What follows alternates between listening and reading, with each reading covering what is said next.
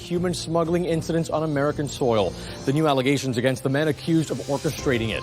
And one of the world's most popular social media apps announcing plans to implement some new safety measures. How TikTok plans to protect teen users. This is the National Desk, America's News Now. I'm Eugene Ramirez. As we come on the air, roughly a third of all Americans are under some sort of weather alert. Live radar right now showing extreme heat, severe thunderstorm, and air quality issues as well. We'll start with a heat wave in the Deep South. It's now spread to cover more than 71 million people across 13 states. Here's a closer look at that radar here. Alerts right now in effect through the end of the work week, and as many as 90 high temperature records could be broken in just the next few days. Some of the temperatures we've seen so far today: Fort Smith, Arkansas, coming in at 98 degrees. And then look at what's happening in Texas right now. You have Houston at 100, El Paso reaching 107, 110 degrees in Laredo, Texas. Now, Texas has seen some of heat alerts for the past 13 days now. As a result, some Texans are concerned about whether enough is being done right now to ensure their state's power grid is up to the task of cooling all the homes as the demand continues there. Because getting ahead of the problems means costing a lot of taxpayer money, and it also means maybe trying to solve a problem that may never materialize. Now, the state's utility, ERCOT, says there will be enough power to manage the current high temps without asking people to conserve at the moment. Now to the severe storm threat. A series of thunderstorms along the East Coast are causing another day of slow air travel. According to FlightAware, right now, more than 5,000 flights have been delayed so far today, almost all of them traveling to or from New York City, Boston, or the city of Chicago. Developing now, those travel issues affecting federal court in Florida. Listen to this. Trump aide Walt Nauta had to reschedule his arraignment because of a canceled flight. He was expected to plead not guilty to 6 counts related to mishandling classified documents. Well, prosecutors say he helped former President Trump move boxes of those documents, then lied to the FBI. His hearing will now happen next week. That unfolding while Trump returned to the campaign trail hours after the release of new audio recordings that could be key evidence in the case against him.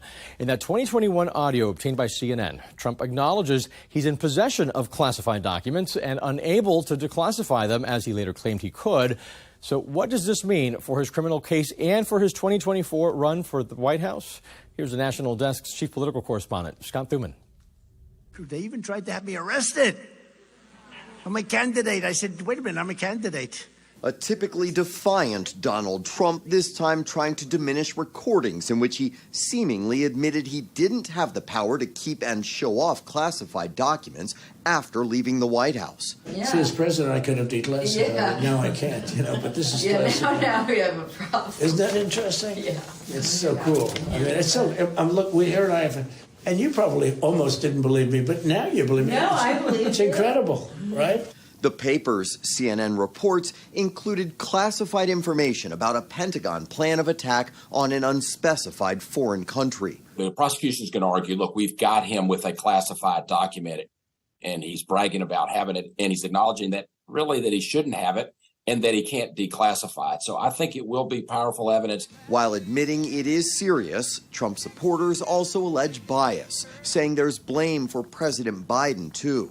I have real questions about Joe Biden, not just taking classified information when he had no declassification authority, but taking them during a time as senator. And President Trump is right to point to many of those double standards. The court battle to come, just one element of the saga surrounding Trump's actions. Another is the political impact it could have on the campaign trail as opponents tee off. He has let us down because he's unwilling. He's unwilling to take responsibility for any of the mistakes that were made. And that is not leadership, everybody. That is a failure of leadership.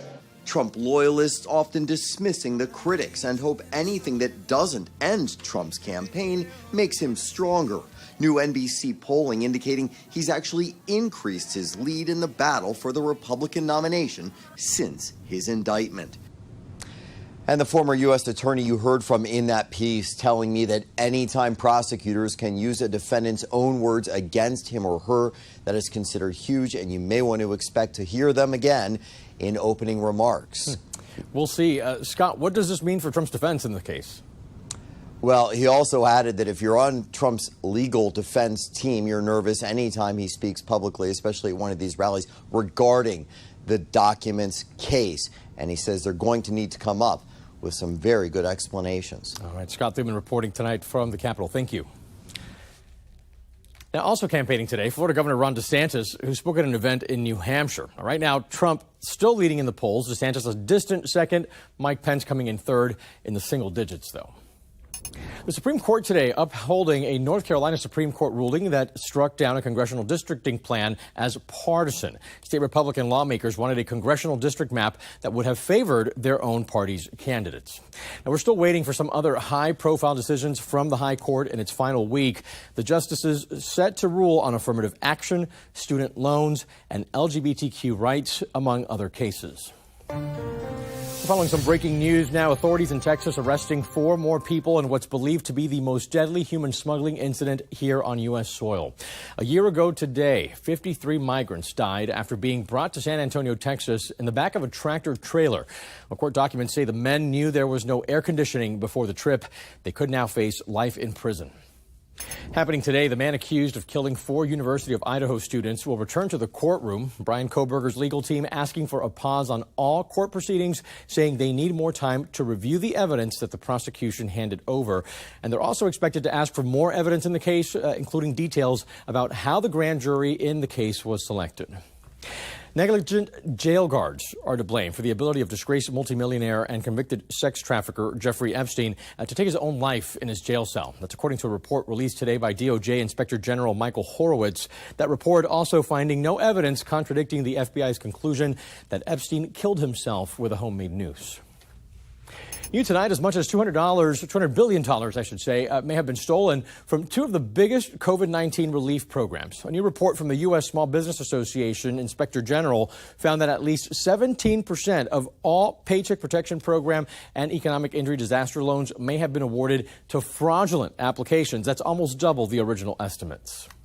Taking a look at your money, the White House now leaning into the term Bidenomics as the president makes stops across the country to promote his economic agenda. National correspondent Atra Elnashar explains the president's strategy and the uphill battle ahead. Bidenomics, a word often used by the president's political opponents, is now one the Biden administration hopes to flip to their advantage. This week, kicking off part 2 of what the White House calls the Investing in America tour. Showcasing results of legislation like the Bipartisan Infrastructure Law and the CHIPS and Science Act. Delivering 2 more speeches this week, starting Wednesday in Chicago. We believe our job is to continue to speak to the American people, to lay out what it is that the president is doing on behalf of American families. But the job won't be easy, though a new Gallup poll shows the president's overall approval rating is the highest it's been since last August at 43%. Gallup finds Americans have less economic confidence than they did when the president took office. The job market remains strong with unemployment at 3.7% and wage gains finally outpacing inflation. But for many, high prices are still a burden on everyday life. On Tuesday, the Conference Board released its latest reading of U.S. consumer confidence, and it showed their assessment of current conditions improved between May and June, but consumers lowered their expectations for income growth in the near term and plans to make a big purchase like a home or new car. Meanwhile, Bank of America CEO Brian Moynihan sharing their recession forecast. What we have predicted is a recession starting the first part of next year. Actually, we moved from the latter part of this to the first part of next year. But it's a mild recession, and that's given the strong jobs, the strong employment levels. Wage growth is still strong. Moynihan says their outlook for prices shows it'll take until 2025 for inflation to fall to the Federal Reserve's target rate of 2%. Which, if that pans out, means the fight against high prices won't be won until after the 2024 election. In Washington, I'm Atra Elnashar for the National Desk, America's News Now. Developing now, CNN reporting the U.S. was able to gather a detailed plan of the Wagner Group's attempted rebellion, including how and when they plan to move into Moscow. But the intelligence was so heavily guarded, it was not shared with Ukraine or NATO countries. Ukraine's foreign minister saying even though they didn't have the timeline, he did expect to see a challenge to Vladimir Putin at some point. The developments coming as the U.S. announces an additional $500 million worth of aid to Ukraine. That includes new armored vehicles, more ammo for air defense systems, additional artillery, and anti-tank weapons. Still ahead here on the National Desk, the CDC investigating cases of a disease not seen in the U.S. for decades, where it was detected, and what to do if you have the symptoms. Then another high-altitude balloon spotted over Montana, how defense officials are responding today. And in the Pacific Northwest, first responders say street drugs are getting more dangerous, why they're not able to save overdose victims, even if they get to the scene on time.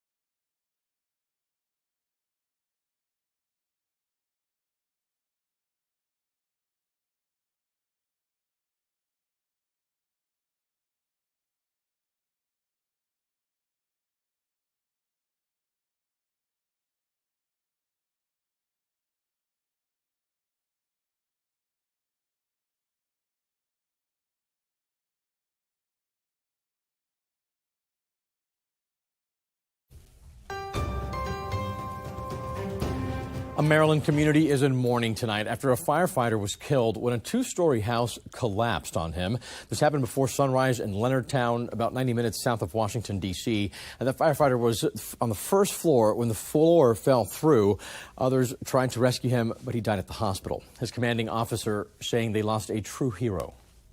In Florida, jurors wrapping up their first full day of deliberations in the case against the Parkland School resource officer, Scott Peterson, charged with felony child abuse and negligence, accused of staying outside during that mass shooting that left 17 people dead. Developing now, the CDC is investigating the first locally acquired malaria cases in more than 2 decades. Doctors confirmed 5 cases in Florida and Texas. Both states have issued health alerts encouraging people to take more precautions to avoid mosquito bites. The CDC says the virus is considered a medical emergency. Anyone with symptoms should report them to their doctor immediately.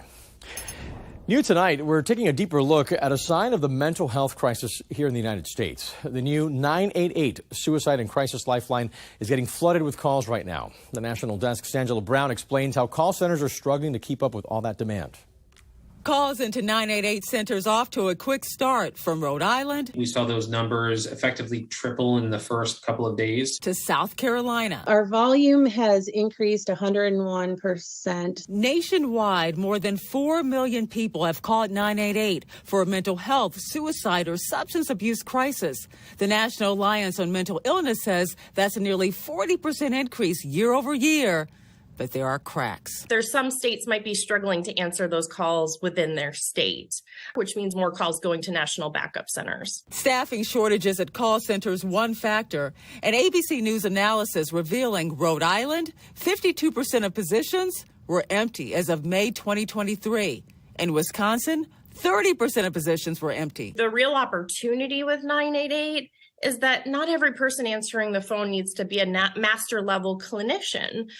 There's a range of needs. Calls increasing to 988 as America faces a mental health crisis. Just this month, the Surgeon General testifying before Congress, warning about youth mental health. I'm increasingly concerned about the harmful impact that social media is having on youth mental health. Despite near universal use, there's inadequate evidence to conclude that social media is sufficiently safe for our kids. The National Alliance on Mental Illness says sustainable funding is needed. Right now, 6 states are collecting telecommunication fees, like on your cell phone bill, to cover 988 call centers, to pay workers and crisis services. In Washington, D.C., I'm Angela Brown. Now, according to the World Health Organization, the COVID-19 pandemic led to a 25% increase in cases of depression and anxiety, the biggest spikes seen in young people and women of all ages. TikTok just announced plans for a youth council to improve the platform for teenagers. Teens will give TikTok some feedback and help the company develop more effective safety tools. All of this comes as social media platforms come under fire for their influence on mental health in young people. Meantime, Meta adding new tools for parents to help monitor their teenagers' social media use. Now you'll be able to see how much time your teen spends on Messenger, see their contact list as well, and get notified if they report someone. Another feature encourages teens to stop using Facebook after 20 minutes. Meta is adding a similar tool to Instagram as well. Defense officials will not investigate a balloon spotted over Montana Sunday night. Congressman Matt Rosendale said several people saw the balloon flying across the eastern part of the state. DoD officials say they were aware of it, but that it was likely not a surveillance balloon. The North American Aerospace Defense Command said it was a privately owned civilian balloon registered with the FAA. According to a new report from Senate Democrats, the FBI and the Department of Homeland Security completely dropped the ball in the days leading up to the January 6th Capitol riot. A panel on Homeland Security Committee says the attack was, quote, essentially planned in plain sight on social media. But they say top officials either ignored or dismissed the signs of potential violence. Now, in response, the FBI saying it's centralized the flow of information between state and local partners. Tonight, House Republicans calling for the U.S. attorney who handled the Hunter Biden investigation to testify. They want to question David Weiss about an IRS whistleblower report. It claims the Department of Justice complicated parts of his work, like refusing a special counsel and pushing for lesser charges. The House Speaker threatening to initiate impeachment proceedings against the Attorney General over this investigation. But the former AG for George W. Bush says that's something the head of the DOJ always faces. One could say you're not doing your job. There aren't, threats of impeachment when someone serves as Attorney General because you're involved in the most difficult, complex cases. You're always going to make someone mad by your decision. And the Attorney General previously said Weiss had, quote, full authority over the investigation. He said he would be open to Weiss testifying. Hunter Biden was eventually charged with 2 tax charges and a criminal count of gun possession. He agreed to a plea deal that doesn't involve any prison time. Developing now, the South Carolina Supreme Court hearing arguments over abortion laws for the second time this year. The court struck down a heartbeat ban in January, you'll remember. Well, today, they'll consider a 6-week ban. But this time, the court is made up of all men. The only female justice retired shortly after January's ruling. Right now, the state allows abortions until 22 weeks of pregnancy. Peak fire season might finally be here in California following a weekend of several small vegetation fires across the North State. Firefighters say a dry vegetation area can spark fires at any time. Triple-digit temperatures and the possibility of lightning increase that risk, but Cal Fire Shasta Trinity says they're prepared. All of our stations are covered. All of our fire engines are covered. We have aircraft covered throughout the state. Hand crews are covered. I mean, we're going full throttle now. Meantime, check out what's happening in Chicago, the city having the worst air quality in the world this morning as smoke from Canadian wildfires continues to impact the United States. The Midwest has been hit hard, as you can see on this air quality map here. Pollutants drifting over states like Wisconsin, Michigan, Minnesota, Iowa, Illinois, Indiana as well. Air quality was diminished in several cities, including Chicago, as I mentioned, Milwaukee, Indianapolis, Cincinnati, Detroit, and Minneapolis as well. You can check your local air quality at airnow.gov. 9 damaged train cars carrying hazardous materials are still in the Yellowstone River in Montana after a derailment and bridge collapse that happened Saturday. Those cars contain hot asphalt and molten sulfur, but preliminary water and air testing did not find a risk to the public. Cleanup efforts are underway right now. Still not clear if that bridge collapsed before the derailment or if it was the other way around. New tonight, we now know who the next host of Wheel of Fortune is going to be. Ryan Seacrest, you know the name, the guy from American Idol. Also, the former morning show host will take over the retiring Pat Sajak role next year as host. Seacrest says he's truly humbled to be stepping into the footsteps of Sajak, and he's eager to learn from him, he says. Vanna White, by the way, she'll continue on the show as a co-host. Ticket prices have skyrocketed to watch soccer superstar Lionel Messi play his first game for Inter Miami here in the United States. According to Vivid Seats, the average ticket for Messi's expected debut game on July 21st first have jumped up to $2,151 as of June 20th. A reminder, this is an MLS game. That's up from $126 the day before Messi announced he would join that MLS team. Coming up here on the National Desk, the new street drugs cropping up in the Northwest that have experts increasingly concerned right now. We'll be back after this.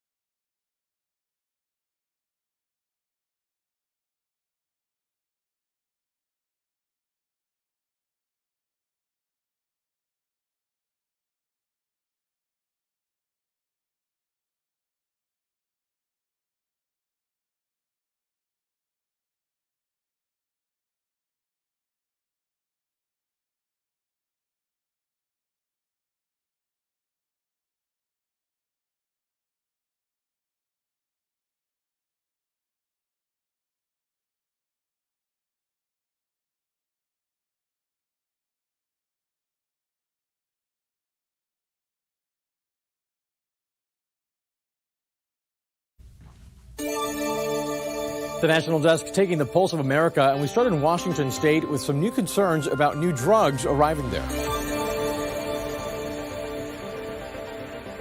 I was shocked. You know, we don't need that in a community like this or any community. 3 people rushed to the hospital from drug overdoses over the weekend at this senior apartment complex in Everett. It is a common call for firefighters to respond to subjects overdosing. Several weeks ago, we responded to the Snohomish County Jail for 7 people that overdosed. Fire officials are awaiting toxicology reports to determine what drug the patients took. But some communities in Western Washington are starting to see a veterinary tranquilizer called xylazine, also known as Tranq, which is not meant for human use, but has been mixed with other drugs like fentanyl. Narcan works. What is happening is we're seeing cocktail drugs. We're seeing other things that are mixed with opioids, such as xylazine, or Tranq is the sort of street name for it. And that is not an opioid. Over to South Carolina now. In Charleston, the International African American Museum has now opened its doors to the public. It just opened today. It's at Gadsden's Wharf, a historic former slave trading port known to have been the largest in North America. The museum features artifacts, art, and information covering many aspects of Black life and history.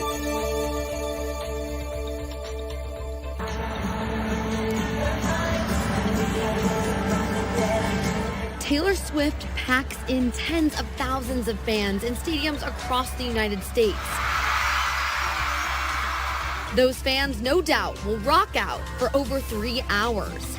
During all that time, though, most won't even realize there's a small army roaming Paycor answering to dozens of medical calls. And we had to make sure that our teams are ready. There's about 40 medical professionals in the stadium. Some will be roaming, some will be in one of their 5 medical stations. They're always dressed in this black shirt with red lettering, most likely with a red backpack in tow. They are ready for whatever comes their way. But a large portion of any medical assistance they provide hinges from one factor: weather.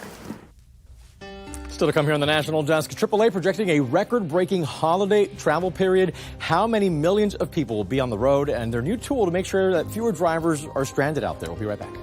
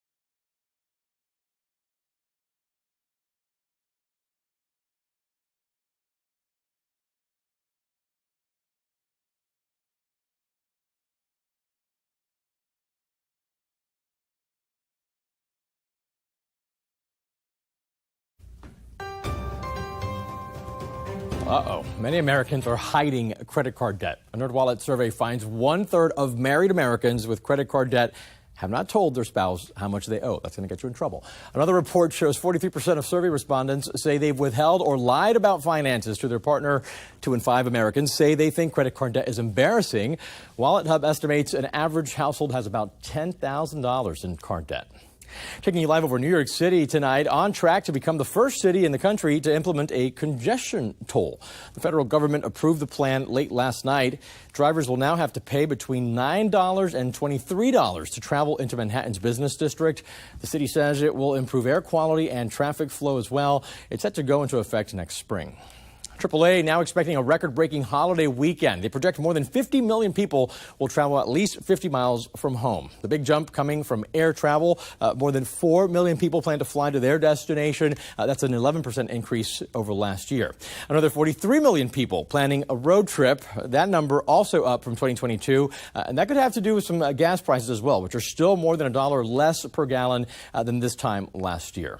AAA also rolling out new service for electric vehicle owners out there. They're adding battery charging trucks to their fleet. That way, EV drivers who run out of charge don't have to be towed. AAA Northeast has 6 of the trucks ready to go now, and they plan to add more of them as EVs get more and more popular. You'll see some slight relief from inflation at your holiday get-together this 4th of July. The American Farm Bureau Federation says you can expect to pay $67.73 for a 10-person cookout. Not too bad. That's down 3% from last year's record high, by the way. They look at 12 staple items for that cookout. Hamburger buns, beef, and potato salad got more expensive this year. But the price of chicken breast, lemonade, and chocolate chip cookies, those are down. Got to have the cookies. Last year's average July 4th barbecue cost $69.68. That's going to do it for us right now. Join me tonight for the evening edition of the National Desk. You can check your local listings for the exact time. I'm Eugene Ramirez. Thanks for watching.